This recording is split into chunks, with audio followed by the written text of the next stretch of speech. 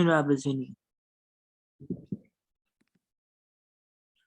Summary. The migration of Abyssinia, present-day Ethiopia, was also known as the first Hijra, was the migration of the companions of the Prophet of Abyssinia.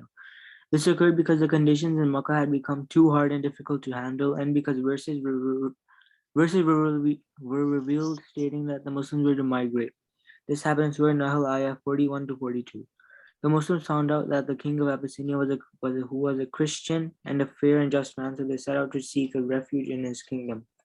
Left that night and escaped Makkah to the port where they took ships to Abyssinia. There they met the king and chose a good speaker to explain Islam and their mission to him, and the king said his words were good and they would have a place in his kingdom.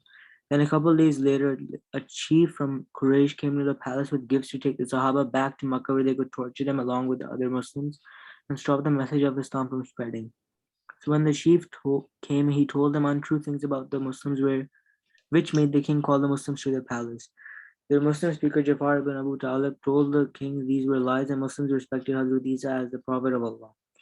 This made the king so happy, he later converted to Islam, and he also rejected the gifts the chief of Quraysh brought and sent him back without saying no one would harm the Muslims in his kingdom, where they could worship freely without being prosecuted. This made the Muslims in Abyssinia safe and free to worship.